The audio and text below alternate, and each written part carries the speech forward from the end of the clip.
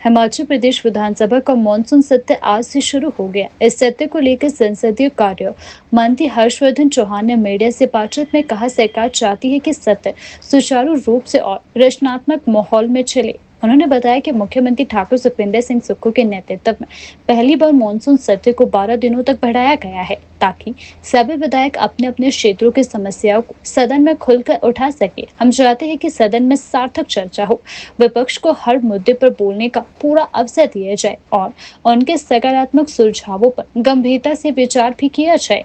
मंत्री हर्षवर्धन ने जानकारी दी है कि 2023 की आपदा में प्रदेश को करीब 10,000 करोड़ रुपए का नुकसान हुआ था, लेकिन केंद्र सरकार ने सिर्फ 1,500 करोड़ रुपए की मदद की। वहीं इस वर्ष में अभी तक प्रदेश को लगभग 2,500 करोड़ का नुकसान हो चुका है। उन्होंने कहा कि इन आपदाओं और राहत कार्यों पर आज सदन में नियम 130 के तहत विशेष चर्चा होगी। साथ ही यदि विपक्ष नियम 67 के तहत भी चर्चा करना चाहता है तो सरकार को इस पर भी कोई आपत्ति नहीं है।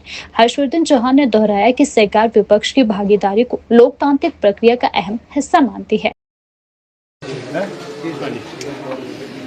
आज हमारी सर्वदलीय मीटिंग हुई है स्पीकर साहब की अध्यक्षता में, जिसमें हमारे विपक्ष के नेता एवं पूर्व मुख्यमंत्री जयराम ठाकुर जी भी उपस्थित हुए। हमारे डिप्टी चीफ व्हिप केवल सिंह पठानिया जी और चीफ व्हिप भाजपा केशव सुखराम चौधरी जी भी शामिल हुए और हमने विस्तृत रूप से बैठ कर के चर्चा की है कि सदन जो है वो स्मूथली किस तरह से चले।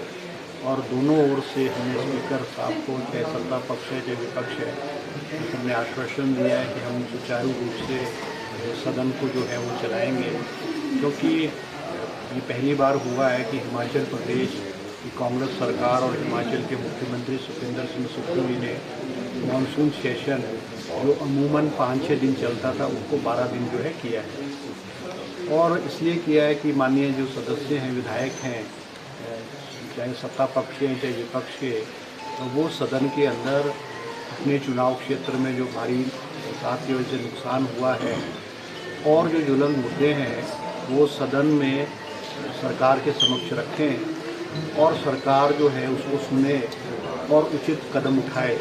या और भी जो मुद्दे हैं, क्योंकि बजट सेशन और मानसून सेशन के बीच में 4 महीने का 5 महीने का समय हो गया है, तो इसलिए जो है ये मानसून सेशन को लंबा रखा गया है। और मैं सरकार की ओर से कहना चाहूँगा कि हम विपक्ष को चाहेंगे कि विपक्ष जो है इस सदन में जो भी इश्यूज़ हैं, जो भी बात है, जो भी मुद्दे हैं, सरकार की त्रुटि है, सरकार की कमियां हैं, उनको सदन में रख के सरकार जो है उनको ठीक करने का और उचित जवाब जो है वो सरकार जो है वो देगी। और हम चाहते हैं कि सदन के माध्यम से जनता की आवाज़, जनता की पीड़ा, जनता की जो दिक्कतें हैं वो सदन के माध्यम से, चाहे कांग्रेस के विधायक हैं चाहे भाजपा के विधायक हैं, वो उसको उठाएँ और हम जो है जवाब देंगे।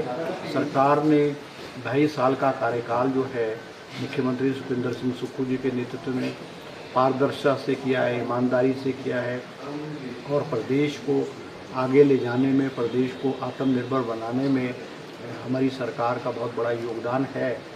और बहुत सारी चुनौतियां, आप जैसे जानते हैं, बहुत सारी चुनौतियां सरकार को सामने आई है।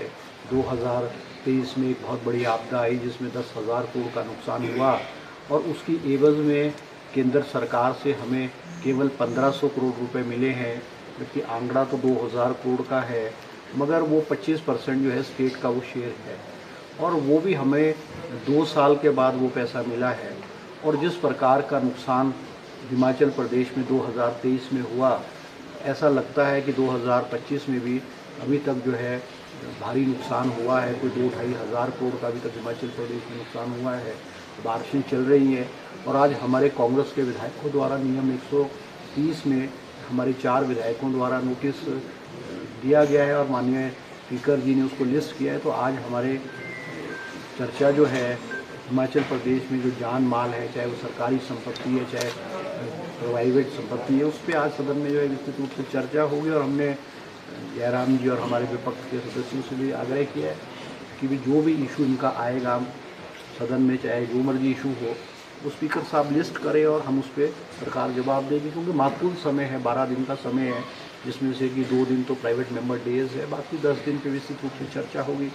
बहुत सारे बिल्स जो है वो सरकार इस बार इंट्रोड्यूस करेगी, बिल्स हैं और इश्यूज़ गवर्नमेंट का बहुत सारा एजेंडाज होगा तो उस पर विस्तृत रूप से चर्चा करेगी। सरकार चाहती है कि हम विपक्ष को उचित मौका दें, विपक्ष की बात सुने और विपक्ष का जो एक पॉजिटिव सुझाव होगा वो सरकार उस पर जो है अमल करे।